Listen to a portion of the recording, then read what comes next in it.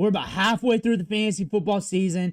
Waivers have ran for the week. You're looking at your bench. You're looking at your stash running backs. And you're wondering if I should pick up another, if I should change one out for another, if I should handcuff my starting running back. Today, we are going over the top handcuff stash lottery ticket running backs for the end of your bench. We're going over like 10, 12, 15 of them, their situations, and how they could impact you depending on your context.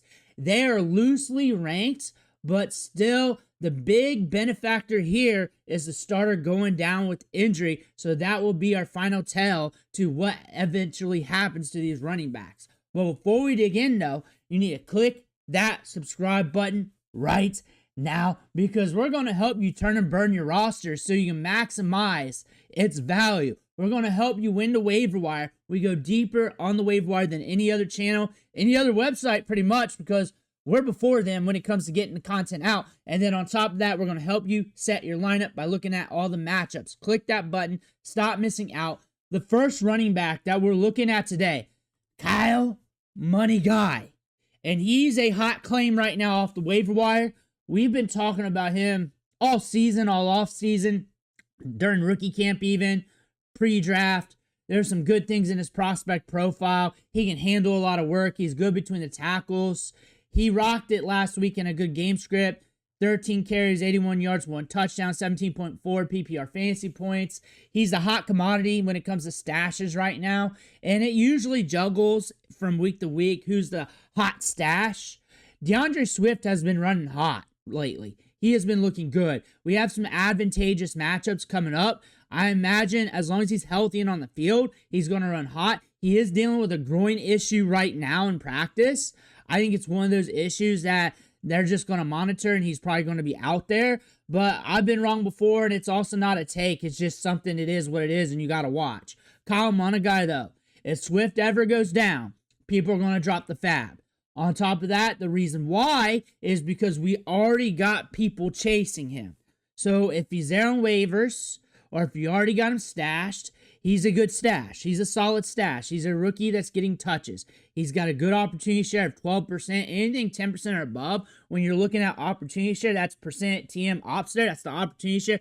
Targets and carries out of the backfield, the ownership rate of that, 10% or above. That means he's getting enough work in this offense that he should not get messed with if the starter goes down. Like, he shouldn't get messed with. Like, he is the next man up. You're looking at Roschon Johnson, he's got a 2% share. Like, he's not getting messed with. He shouldn't. The odds are against that. And Tyler Allgeier, when you're looking at opportunity share, 16%. And you're seeing him pop off every so often. That's because he's got a good opportunity share. My opinion here, most underrated, most valuable handcuff back. One, he's tethered to a stud running back who gets a lot of work. And you want your handcuff running back to be tethered to a stud running back, because that stud running back's getting so much work that the odds increases with all the extra touches compared to the midline running backs or the average running backs. That being said, if Bijan goes down, he's getting all the work. A 16% share of the opportunities is no joke. That is big time for a backup running back. And you can also use him if you're dire at flex, if you're dire at running back, because he's actually getting you to the fairway 10 points or more about every other game or so. He's questionable right now. Pay attention to that. But hopefully you don't need him anyways, and you just need him as a stash. 3.14 yards after contact per attempt this season. 9 missed tackles. He's not going to be Bijan. They're going to use him differently, but he can get you yards on the ground. He's got a 1,000-yard season to his name. He's good between the tackles. He's good in the red zone. Brashard Smith is a hot stash right now. And he is seeing a trend up in workload. They're trying to figure out how to use him more. And I imagine after the bye later in the season, double-digit weeks here, that we're going to see him trend up even more. Like, that was the projection here. I had him in the series in the hodl section of this video. Now he's too hot to be there. He's too hot to be there. Things are opening up. Since week 4, 4 targets, 3 targets, 4 targets, 5 targets. And we're watching the routes. That's starting to increase. We're watching the workload here. This is a player with a lot of upside in offense that wants a gadget player like this, like Jerick McKinnon. They want this. This adds an extra layer to this offense, allows them to be more creative, more unpredictable. Now, it could be volatile. It could be more for next year, but the odds as a stash play hitting is better than a lot of other running backs here because he could be a league winner in this offense. This offense is in a lot of good game scripts. Blake Corum, Kyren Williams is getting a lot of work. And Blake Corum still hitting a 12% opportunity share, still getting work in moments. He's looking very good. Sometimes he looks better than Kyren. Sometimes. That was a little bit earlier in the season. Sometimes he's looking a little bit better. 2.49 yards after contact per attempt. 4.7 yards per carry on the season. He was drafted in the 3rd round. And one thing you want to notice about these Rams prospects, they want to give them time to develop before they start using them, especially in the offense here, especially at running back. You see that with Hunter too. So Hunter's not getting any work, kind of like how Blake Corum was last year. So expect Hunter to be involved next year. It kind of seems like the system. I could be wrong, but it looks like the pattern here. The pattern looks like that could be happening. So Kyren Williams has a 33% opportunity share. His touches has reduced a tiny bit compared to last season. That's why you're seeing him not be as crazy in fantasy production as last year, but it's still good. It's still good because he's still getting the bulk of the work, but not similar to last year because Blake Corum's chipping away at that a little bit. They did not have another running back getting a 12% opportunity share last year. Blake Corum will be the man in this offense if Kyren Williams goes down. If I have Kyren Williams, I got Blake Corum. I'm locking that up soon. Basil Tuten, same thing with Travis Etienne. Now, Basil Tuten's got a 9% opportunity share, but he's electric. He's good in space. He's explosive. A 28% opportunity share right now for Travis Etienne. And then by proxy, LaQuint Allen. LaQuint Allen is also a pickup if Travis Etienne goes down, just a different role, be getting work in the passing game on 3rd downs. But you're going to see a fab buster here with Basil Tuten as all the fantasy football websites, Twitter, Instagram, whatever you're looking at, is going to be talking him up for that week. He'll be more expensive, while Tuten will be a little bit cheaper, probably about 40% cheaper compared to Basil Tuten, whatever it is on the fab at that moment. But the upside's there. You can definitely see him taking over Travis Etienne's role. On the season, 3.03 yards after contact per attempt. LaQuint Allen's at 3.25. The fact is, they hit at the running back position. They double dipped, picked up good running backs with good profiles at a cheap cost, and both of them are solid. That's why they were able to trade away Tank Bigsby and not worry about it. Caleb Johnson is in stash territory. A lot of people during start season, weeks 1 and 2, were looking at him potentially for lineups. Not so fast, but he is also an injury away. This is a running back prospect, I've said this countless times, that only has 62 pass blocking snaps in 3 seasons his entire career at Iowa. He was the whole offense, so anything without the ball in his hands, really, he needs more development, and that was shown in training camp. He was doing extra drills. He was working extra with Jaylen Warren. They were working extra with that, trying to nail down that process. You also have Arthur Smith over here, who was very tricky even with Bijan Robinson week to week for fantasy football. So when you're looking at that, yes, he's going to allow Caleb Johnson some time to develop, and he's going to be weird with these running backs.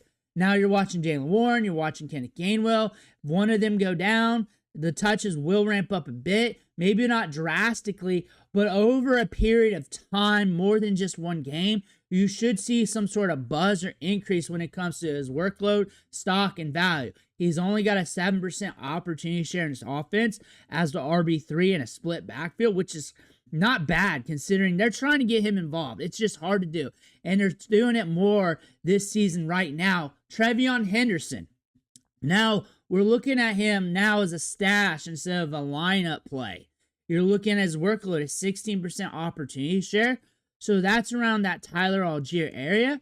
But a lot of that's in the passing game, and it's just not firing. He could fire on any given Sunday.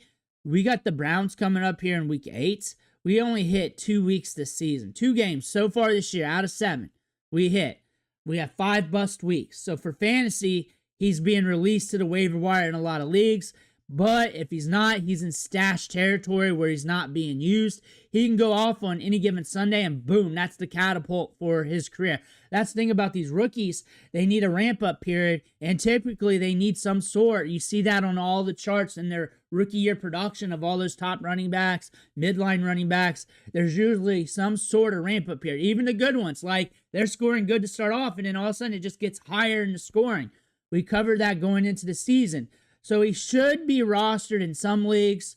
However, he should be categorized now as a stash instead of a lineup option, just in case he blows up in the second part of the season, because that could happen. We've seen it before, a la David Johnson back in the day. He won so many fantasy leagues.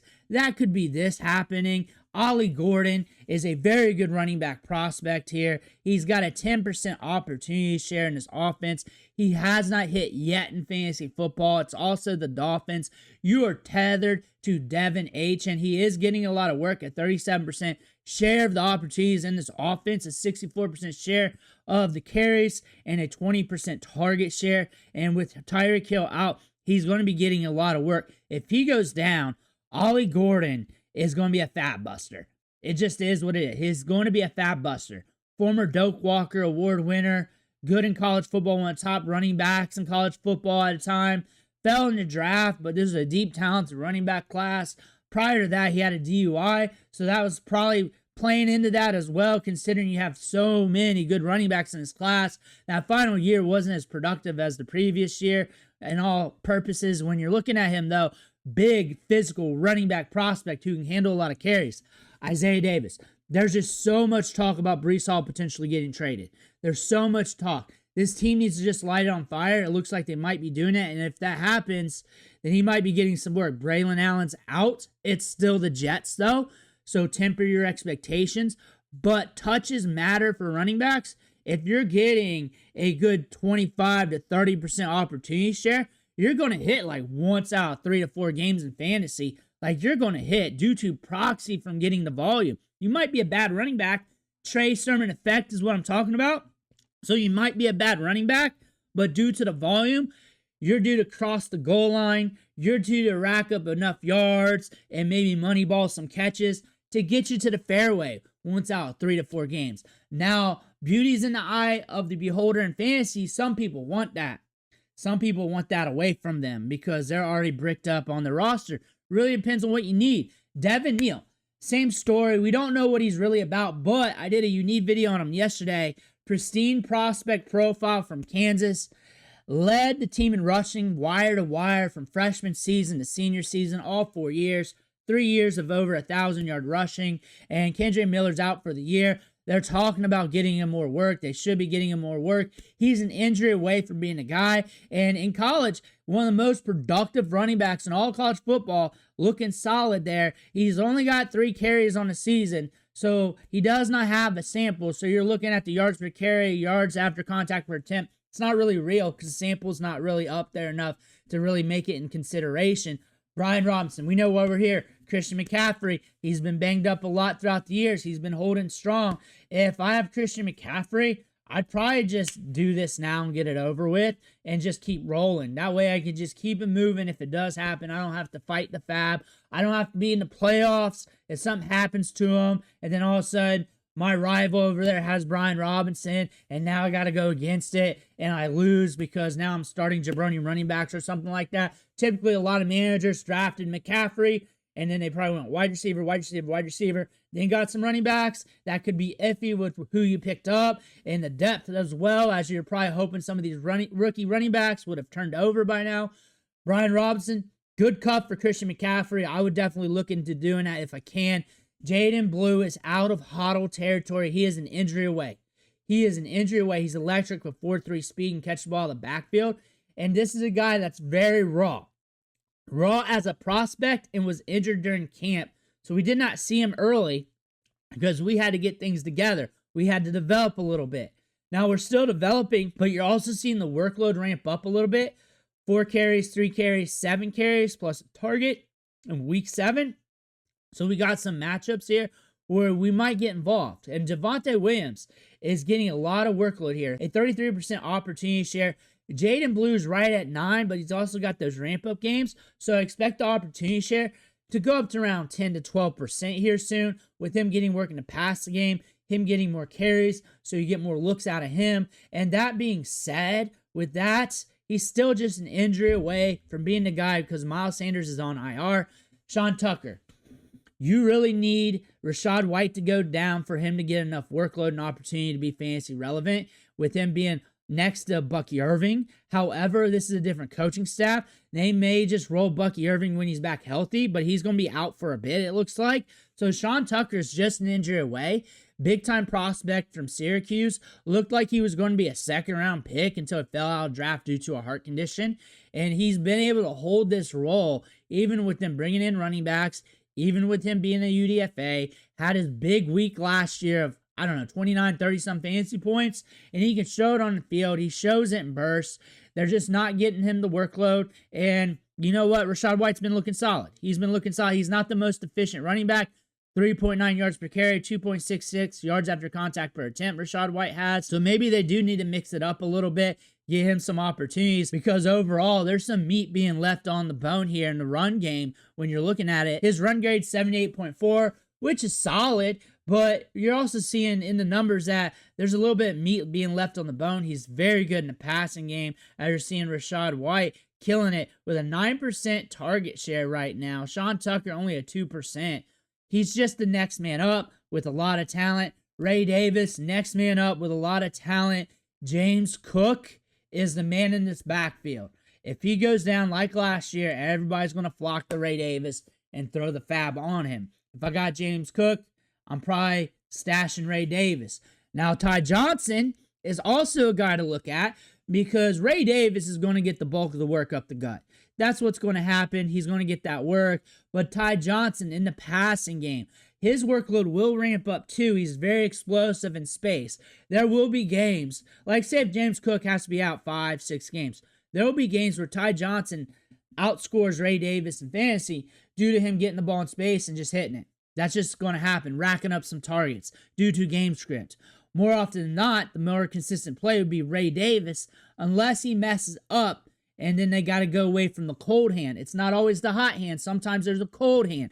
Tyjae Spears here is racking up workload here. Not too much, but you also got Tony Pollard there, who's just a stud. But if he goes down or gets traded, Tyjae Spears is the next man up. This is the offense I'm not chasing.